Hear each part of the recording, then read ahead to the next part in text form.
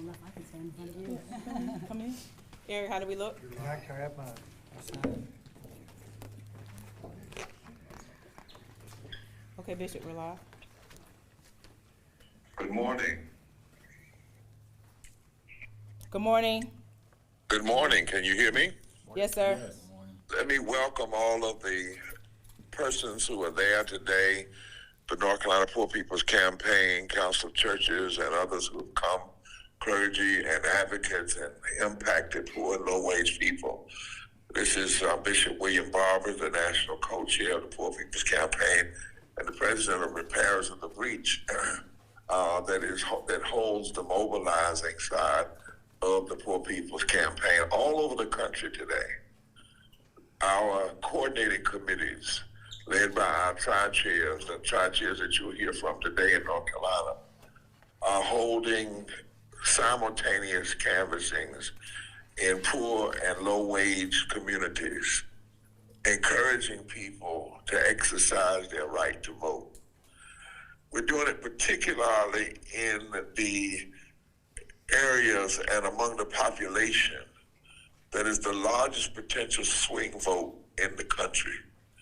Poor and low-wage people make up 30% of the total electorate.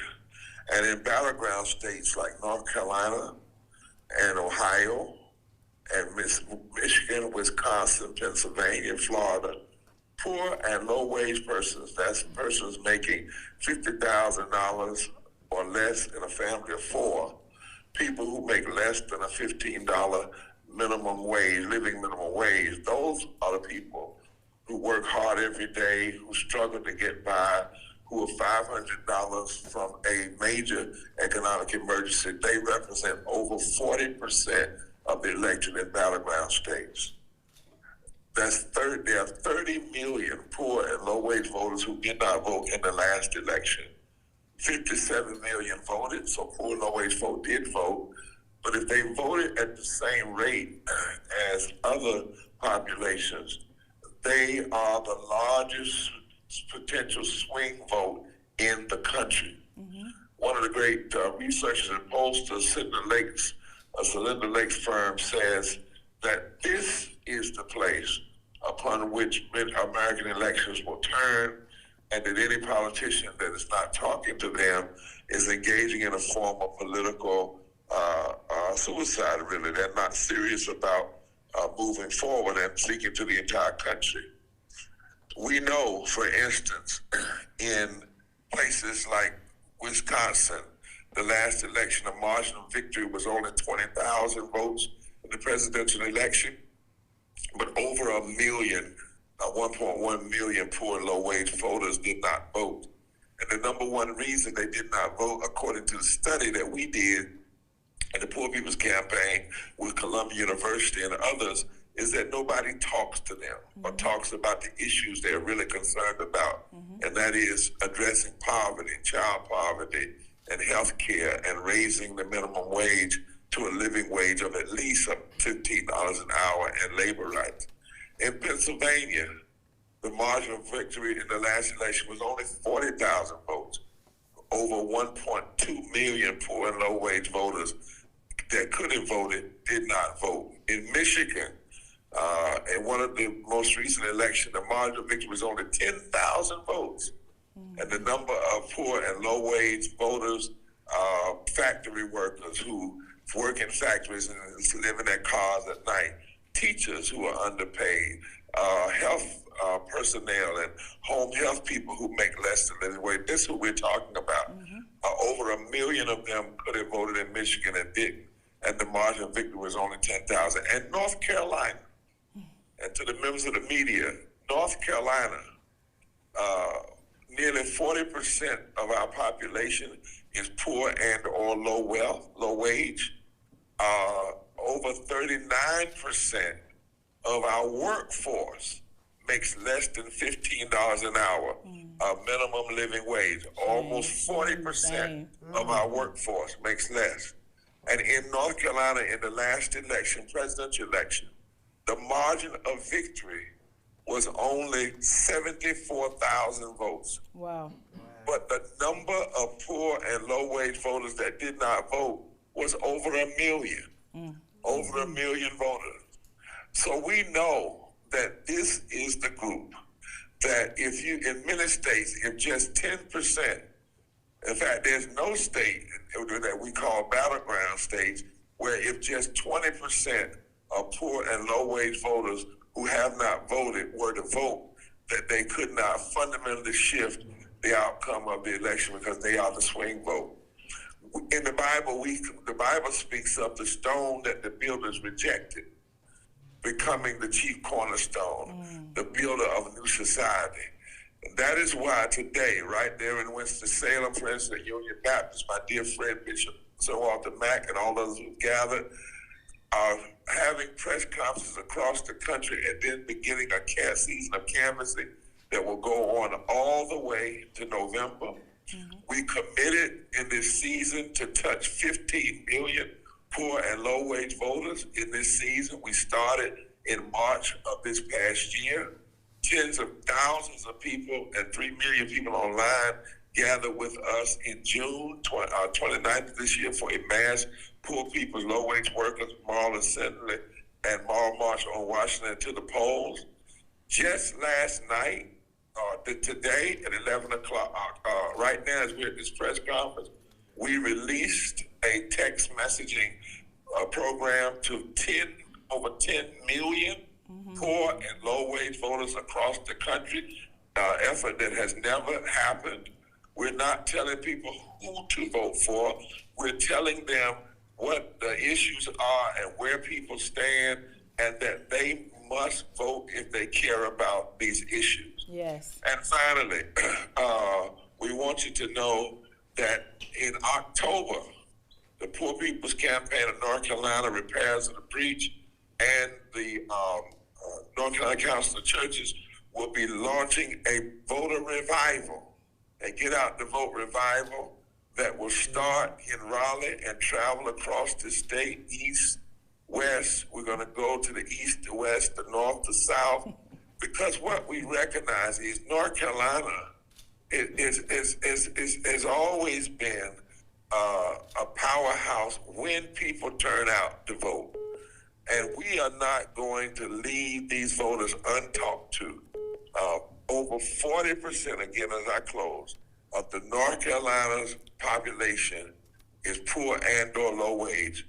Over 39% of our workers are poor and low wage, make less than $15 an hour. And over 1 million poor and low wage voters did not vote the last election. And the margin of victory was only 74,000. Wow. Which means if just 8%, 8 to 10% of those voters could have voted, they could have determined the outcome of the election. So we say, forward together. Not one step back. This is serious business. We as a campaign are engaged fully all across the nation, and particularly in 15 major states that we see the possibility of battleground, because poor and low-wage people represent more than 30% of the electorate, and we're going all out in this massive push. I hope you look at the video that's coming up that will show the people, and it's black, we're white, we're Latino, we're Asian, we're indigenous, we're young, we're old, we're urban, we're rural, we're Republican, we're Democrat, we're independent, who look at issues and not necessarily party.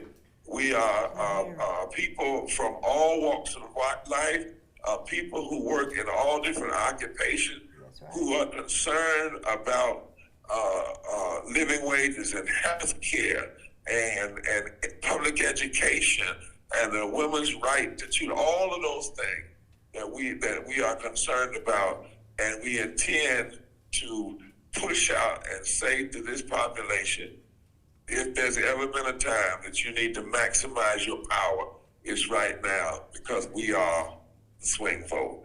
God bless you. Thank you for everything you're doing. And I look to be in North Carolina in October for this revival, and we'll be saying more about this as we move across the nation and across the state. Take care. Thank you, Bishop. Thank you. We're going to see the video, and then we will come back with different voices from North Carolina. Shift. Play video.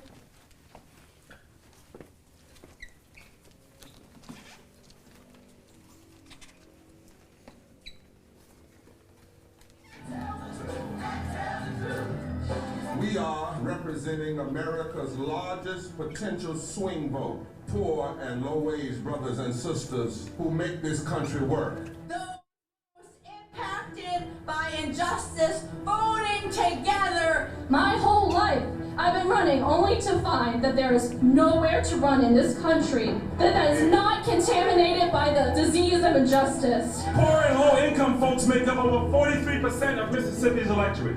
I am determined to give my beautiful daughters a future. We're organizing every homeless veteran across this country, and we're uniting because we are the swing vote. And we have the power to fight. It is very important to vote. Stand for justice. We are strong, not weak. Our vote is our voice, and the ballot box should be our choice. If we don't take action collectively, they're going to keep mistreating us. We must get out and vote. We are the swing vote, and we will determine every electoral contest. We won't be silent anymore. We saved this country. Together we can do it again.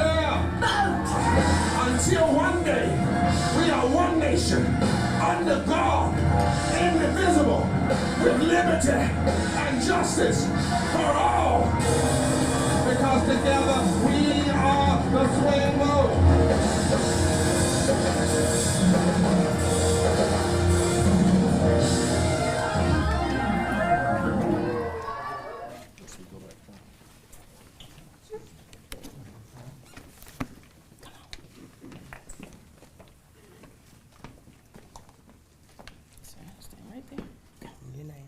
Dear Father, protect us this weekend as we get out the go out to vote. Amen. Amen.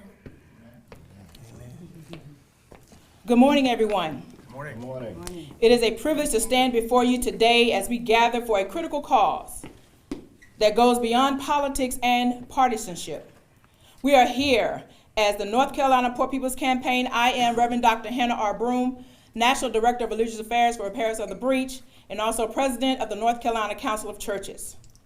It is a movement dedicated to a transformative power of unity and justice, committed to amplifying the voices of over 15 million poor and low-income, infrequent voters nationwide who have been silenced for far too long. Today, in Winston-Salem and across this country, we are not just launching a Get Out the Vote effort, we are igniting a beacon of hope and a call to action.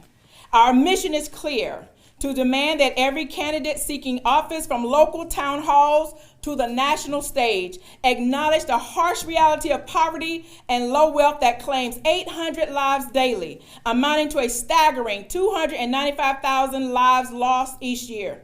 This is not merely a statistic, it is a crisis, a national emergency that must compel each one of us to act with urgency and compassion. The cost of inaction is too high and the stakes are too great. This campaign is not just about numbers on a ballot. It's about lives that are on the line. We are here to hold those in power accountable and to remind everyone that the policies they enact or ignore have real life and death consequences for millions of Americans. The crisis of death by poverty is not just an economic issue, it is a moral issue. A moral failure to recognize the inherent dignity of every human being. And we will not be silent until this injustice is addressed. Today, as we launch our canvassing efforts across this country, we are not just knocking on doors, we are knocking down barriers. We are challenging the status quo that has left too many of our neighbors voiceless and invisible. We are centering the needs of our poor and low-income voters in our dialogues, in our demands, and in our democracy. This is about more than just a vote. It's about visibility, viability, and vindication for those who have been pushed to the margins. Our campaign, Strengthen, lies in its foundation. The voices and stories of the people. It lies in the hands of the single mother working 2 jobs to make ends meet. It lies in the elderly struggling to afford their medications. The workers fighting for a fair and living wage. Their hopes, their struggles, their resilience are the lifeblood of this movement. And as we gather here today and across the country, let us be reminded that we are not just campaigning for votes. We are campaigning for the very soul of our communities, for the promise of every nation where every life is valued and every voice is heard. Simultaneously across the state and nationwide, similar press conferences are being held in some of the poorest precincts, centering on the needs of our communities. This is a national call to action, a collective outcry demanding that our elected officials do more than talk about poverty. They must commit to eradicating it. We are calling on candidates to go beyond rhetoric, to deliver real, sustainable policies that will uplift the poor and low-income citizens in this country. We must recognize that our strength lies in our solidarity. As we stand here today, let us remember that the power to change this nation lies in the hands of its people. Let us be relentless in our pursuit of justice, unwavering in our demand for dignity, and united for our commitment for the common good. Together, we can and we will make a difference. As we move forward in our canvassing efforts, let us do so with courage and conviction. Let us knock on every door, make every phone call, and send every text with the knowledge that we are part of something greater than ourselves. We are part of a movement that will not rest until every vote is counted, every voice is heard, and every life is valued. This is our movement. We are the swing vote. This is our mission, and together we will make history. Forward together, Not one step back. as we continue on in this press conference with other voices that will be heard now.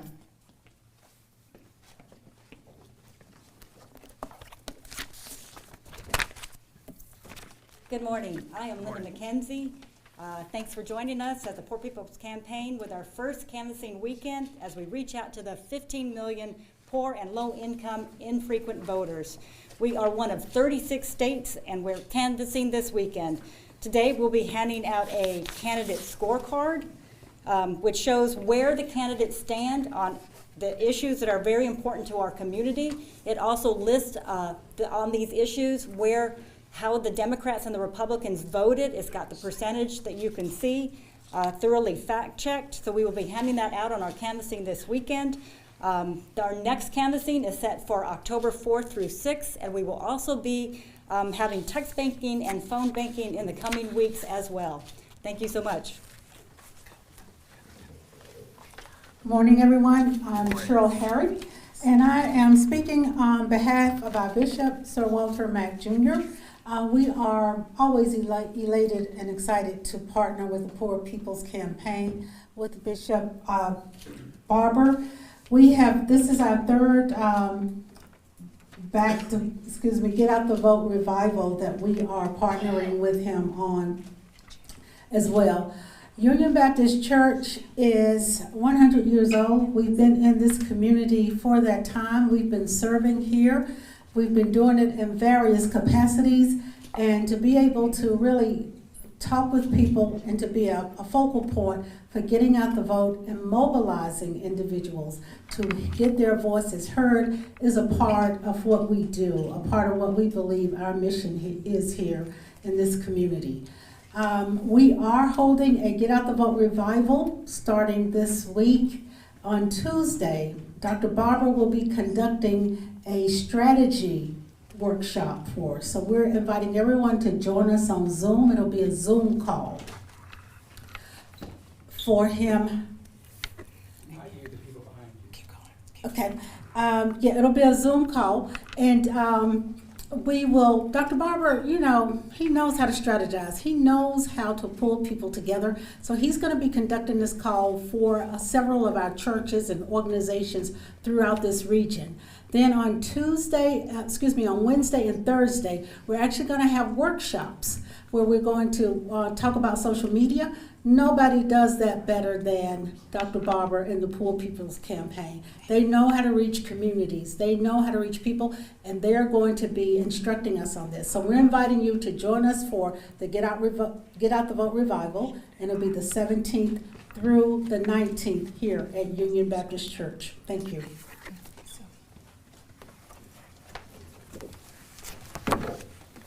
Good morning.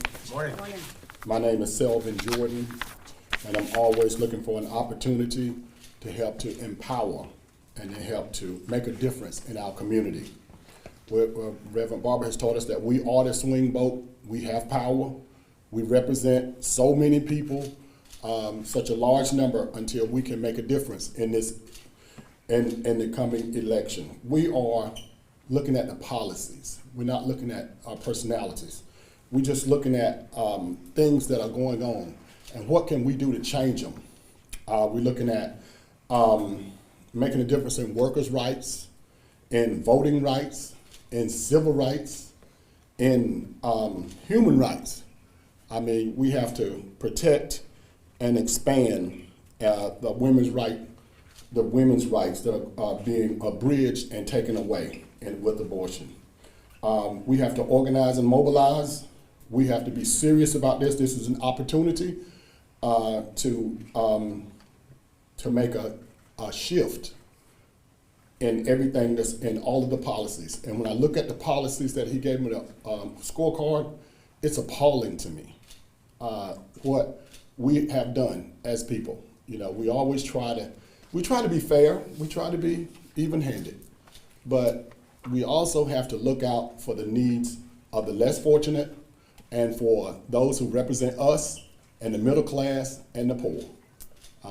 It's just our opportunity to get it done, and I think we can. Amen. Thank you. Amen. Hi, I'm Jim Norris from Winston-Salem, North Carolina, and I want to emphasize a couple of things. One thing is for the elderly, and I'm sort of elderly myself. Some people out there are trying to stop Social Security, and some people are out there to stop Medicare. People live their entire life and put in money, and then they're just going to wipe it away. Shame, shame. It's just awful. And there's also a big thing concerning medicine for all.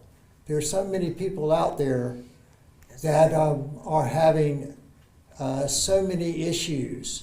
I had a previous wife who's passed away. She was a very brittle diabetic, and she had to go to the hospital over and over and over again on emergency situations.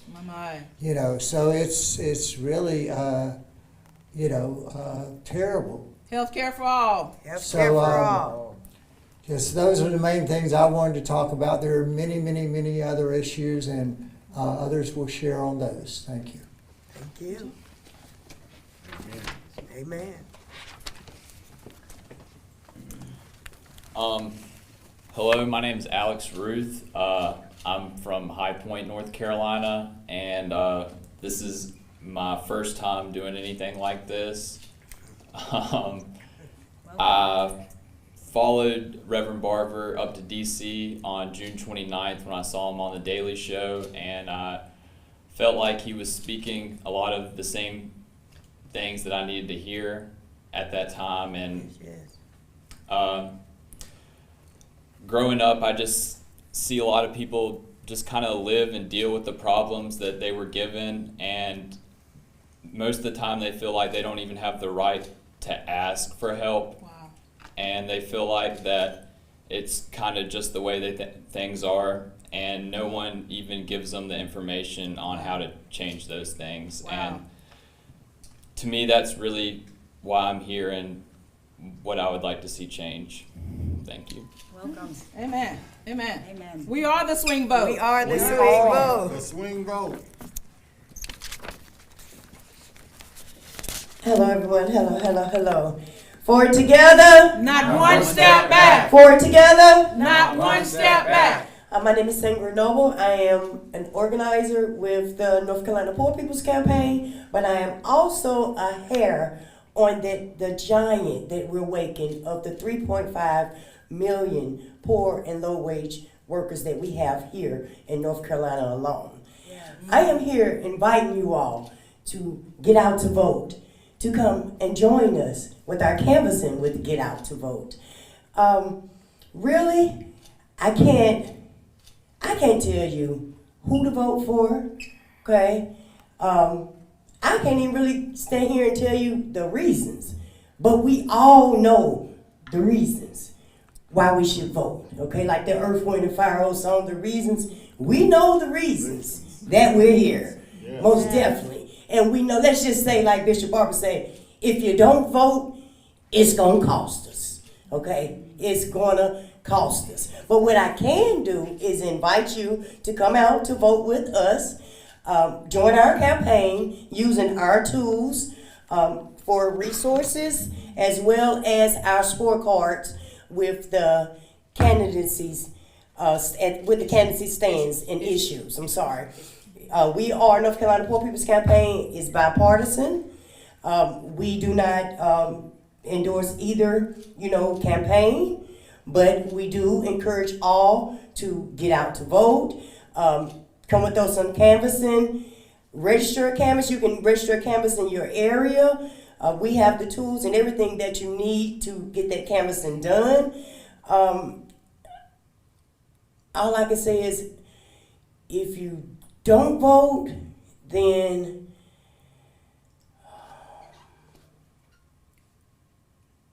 society will pay. We stand on the policies Yes, that sir. will help uplift everyone and not just few. Yes, we do. Come on. Amen. Amen. So come join us. We'll be we'll be canvassing today here in Winston. At 4 o'clock, we'll be canvassing in Charlotte from 4 to 7. Tomorrow, we'll be in Raleigh from 3 to 6 canvassing. And then you also can go to the North Carolina Poor People's .org page and register your canvases. You can go to poorpeoplescampaign.org and get more information. I want to see all of you out there. I want to see all of you at the polls, because we are the swing vote. And we're going to do this moving forward together. Not